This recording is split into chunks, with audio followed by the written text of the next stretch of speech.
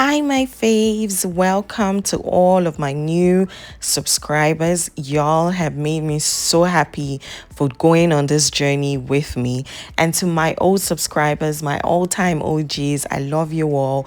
Welcome to another cooking video where I'll be showing you my entire experience cooking for my sister's wedding. I was just showing you guys the spices that I had to bring all the way from Lagos to Delta because I don't joke with my spices, and that's my mom who was helping me milk out the coconut milk and then wash the chicken because my sister requested that I made my signature coconut rice for her friends and a couple of guests who were arriving first. This is me just showing you all of the things that I was going to be using to season the chicken, and I loved the entire process. Trust me again when I say this. Y'all know that I don't boil my chicken the regular way. It has to be super flavorful. And so I play around with a lot of vegetables and, blend everything together and then boil that in the chicken. Listen, cooking outside has I don't know, I think there's something, the sun gives your food additional flavoring. No wonder all these party foods have to be made outside. Forget space, so it's because the sun and the air give it their own flavoring and everything. This rice, even me too, after making it, I was like, is it me that made this food? It was really, really delicious. Anyways, back to cooking. So my chicken was ready at this point. It was super soft chicken, so it only took about 15 minutes to cook. And then I decided to go and fry, all of them. In here, I was just putting some onions and some garlic for additional flavoring. And then I went on to cook my coconut rice. I have a recipe for coconut rice on this channel, so I didn't really dwell too much on the recipe and the entire process, but the one thing I want to say is using coconut milk, a fresh coconut milk, and using the tin one, there's a whole lot of difference. I know you say, of course, Chef Toothpick, there's a whole lot of difference, but trust me, if you have the energy, please take your time and juice your milk yourself. Your rice would thank you. Your eaters would thank you. Your stomach would also thank you.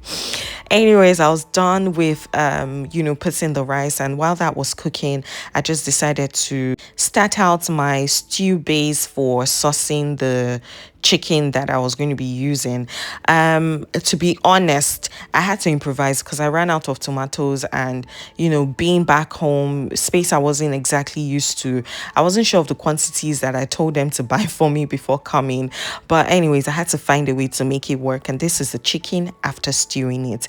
In here, I just had vegetables because I love my colors, and it was like carrot and some bell peppers, and I threw all of that in the rice once the rice was ready and gave this a good stir. And trust me, it was a banger. I wish my sister's friends could just come under the comment section and all the other people who had a taste of this rice to come and testify that the rice was really good.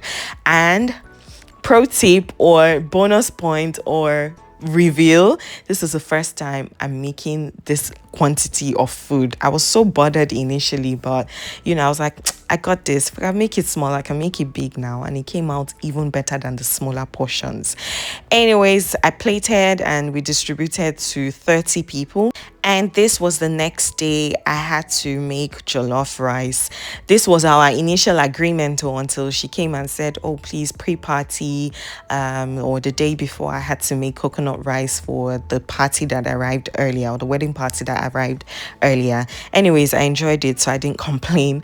I was seasoning the chicken and goat meat that I was going to be using for this jollof rice, and yet again this food came out the exact way that I wanted it to come out, with that burnt patty jollof taste.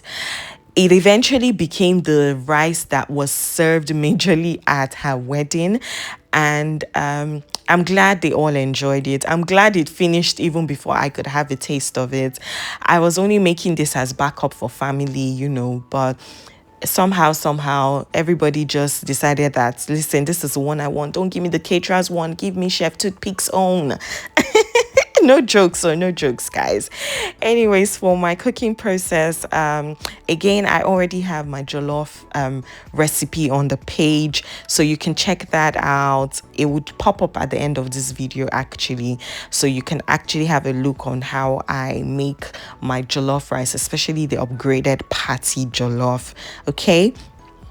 So, aside the fact that it was my sister's traditional wedding and I was really excited doing all of the cooking for her, this is the last born of the family, and everyone was rallying around her and also excited.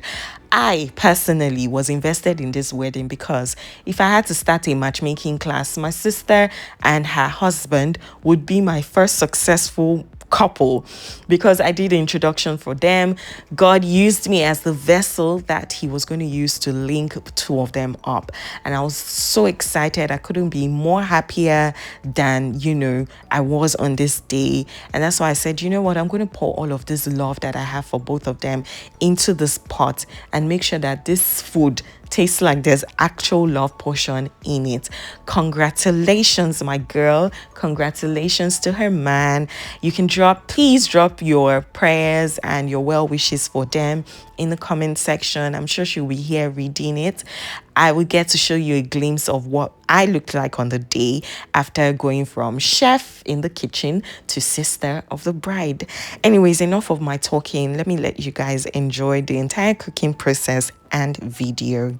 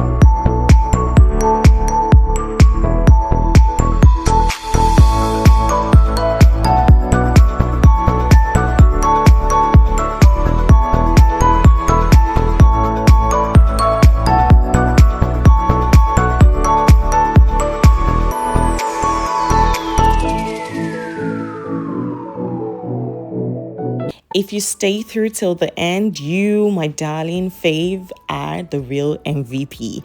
I was done cooking at this point and I was just stewing the chicken and goat meat before, I went to start getting all glammed up for the big day, and this was what I looked like. Thank you so much for watching, guys. Until I come your way in my next video, don't forget to like, subscribe, and share. Mwah.